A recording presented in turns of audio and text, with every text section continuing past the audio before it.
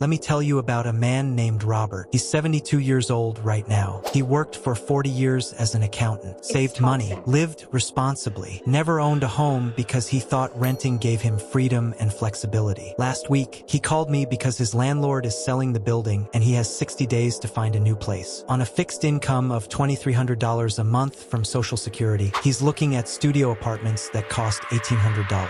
He broke down on the phone and said something I'll never forget. "I have nowhere to go, and I'm too old to start over. Stay until the end because what I'm about to show you will completely change how you think about homeownership and what your life actually looks like if you never take that step." And fair warning, some of you aren't going to like hearing this, but sometimes the truth is uncomfortable before it sets you free. Here's what our culture has been selling us for the past decade or so. Homeownership is outdated. It's this old American dream from the 1950s that doesn't fit modern life anymore. We've been told that not owning a home means freedom. It means flexibility. It means you're not tied down to one place. You can travel. You can take that job opportunity across the country. You can live minimally without the burden of property taxes and maintenance and all that stuff that comes with a house. And honestly, on the surface, that sounds pretty appealing, especially when you're young. We see influencers on Instagram talking about their nomadic lifestyles, living in different cities, renting cool apartments, not being slaves to a mortgage. We hear financial gurus say that your home isn't really an asset, it's a liability. We're told that the smart move is to rent cheap, invest the difference, and build wealth through stocks and index funds instead of tying up money in real estate. And look, I'm gonna validate something real quick. There's actually some truth to parts of that argument. For certain people in certain life stages, renting absolutely makes sense. If you're 23 and figuring out your career, rent. If you're planning to move in 2 years, rent. I'm not arguing against that, but here's what nobody tells you about what happens if you never own a home. And this is where the story gets real dark, real fast. Here's the math that should terrify anyone who's planning to rent forever, and I mean that sincerely. Let's say you start renting at age 25 at $1,500 a month. Pretty reasonable for a decent one-bedroom in many cities, maybe even cheap in expensive markets. Now let's assume a conservative 5% annual rent increase. That's actually modest. In many cities it's higher, but let's be conservative. By age 35, you're paying about $2,400 a month. By age 45, you're paying $3,900 a month. By age 55, you're paying around $6,300 a month. And by age 65, when most people want to retire, you're paying over $10,000 a month in rent. Let me say that number again slower so it really sinks in. $10,000 per month. And here's what absolutely crushes me about this. Over those 40 years from age 25 to 65, you will have paid approximately $3.1 million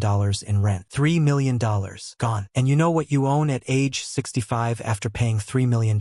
Absolutely nothing. Not 1 square foot of property. No asset to sell. No equity to borrow against. No home that's paid off where you can live rent-free in retirement. Nothing. Now let's compare that to someone who bought a modest home at age 30 with a 30-year fixed mortgage. Let's say their payment was $2,000 a month. In year 1, they pay $2,000. In year 10, still $2,000. In year 20, still $2,000. In year 30, still $2,000. Their payment never changes. And at age 60, when that mortgage is paid off, they now own a home worth probably double or triple what they paid for it, and they live there with zero housing payment except property taxes and insurance. While your rent is $10,000 a month at age 65, their housing cost is maybe $800 a month for taxes and insurance. Do you see the absolutely massive difference here? Let me tell you about Janet. I met her 3 years ago when she was 68. She rented her entire life because she moved around a lot for work in her 30s and 40s, and then it just became her normal. She always figured she'd buy something eventually, but eventually never came. When she retired at 67, her rent was $2,900 a month. Her Social Security and small pension combined gave her $3,400 a month. That left her $500 a month for food, medicine, utilities, car insurance, everything else. She was living on rice and beans. She couldn't afford to see her grandkids who lived across the country. She was stressed every single day about money. Then her landlord raised her rent to $3,400, the exact amount of her monthly income. She had a complete breakdown. She's not lazy. She's not irresponsible. She worked hard her whole life. She just never owned a home, and now in her late 60s, she's facing potential homelessness. This is what I mean by renting becoming a trap that you don't see until it's too late. It sneaks up on you year after year, and then suddenly you're retirement age and you have no housing security whatsoever. The flexibility you valued in your 30s becomes instability in your 60s. And that instability can literally ruin your retirement and your quality of life when you're most vulnerable. Here's the part where I'm probably going to lose some of you, but I have to say it anyway because somebody needs to.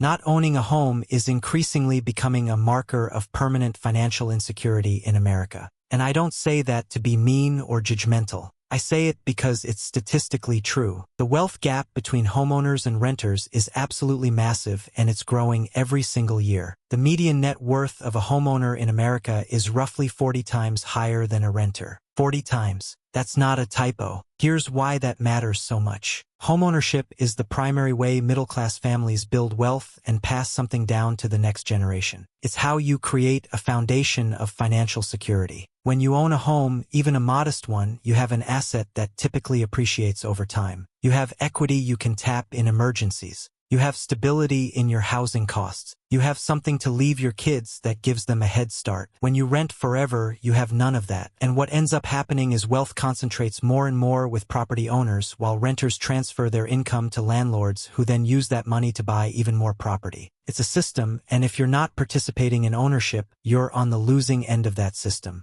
Are you renting forever because it genuinely aligns with your values and you have a solid wealth-building plan in other areas? Or are you renting because buying feels too complicated, too scary, too expensive, and you keep telling yourself you'll deal with it later? Because later turns into never really fast, and never has consequences that compound over decades in ways that are really hard to recover from. Look, I'm not sitting here telling you that everyone needs to run out and buy a house tomorrow regardless of their situation. That would be irresponsible advice. What I am telling you is that you need to deeply understand what you're signing up for if you never own property. You need to run the actual numbers for your specific life. What does renting look like for you over the next 30 or 40 years? What would a mortgage look like? What's actually affordable in your market? What's the opportunity cost of waiting 5 more years? If you genuinely decide that renting forever aligns with your goals, then you need to be absolutely disciplined about building wealth in other ways. That means maxing out retirement accounts. That means aggressive investing in index funds. That means having a real plan for how you're going to afford housing in retirement when you're on a fixed income and rent keeps increasing. You can't just rent and hope it works out. You need an actual strategy. But if you're renting simply because you haven't figured out how to buy yet, or because the process seems intimidating, then you need to educate yourself right now. Talk to a mortgage broker. Look at first-time homebuyer programs. Understand what you actually qualify for. Run the numbers on what homeownership would really cost versus renting. Because every single year you wait, home prices typically go up and your rent goes up, making it harder to transition to ownership. The best time to buy was 10 years ago. The second best time is now, before another 10 years pass. Here's what I want you to do the moment this video ends. I want you to pull up a compound interest calculator and a rent versus buy calculator. You can find free ones online in about 30 seconds. Plug in your real numbers, your current age, your current rent, expected annual rent increases in your area, how much homes cost where you live, what a mortgage payment would look like. Then look at what age 65 looks like under both scenarios. Actually see the numbers in black and white, and then make an informed decision based on reality, not assumptions or fear or what sounds easier right now. And here's my question for you, because I genuinely want to know and I read every single comment. What's your current situation with home ownership? Are you a renter planning to buy soon? Are you renting long-term by choice with a specific financial plan? Have you already bought and you're glad you did? Or are you renting and honestly not sure what your long-term plan is? Drop a comment below. No judgment whatsoever. I just want to hear real perspectives from real people in different situations. If this video opened your eyes to something you hadn't considered before, or if it gave you a new way of thinking about your housing future, please hit that like button. It genuinely helps this message reach more people who might really need to hear it. And if you want more honest, no-nonsense content about real estate, property ownership, and building actual wealth, hit that subscribe button and turn on the notification bell. I post new videos every single week designed to help you make smarter financial decisions that actually impact your life. If you know someone who's been renting for years and might benefit from seeing these numbers laid out clearly, share this video with them. Sometimes we all need a reality check to make better choices. Thanks so much for watching, and I'll see you in the next one.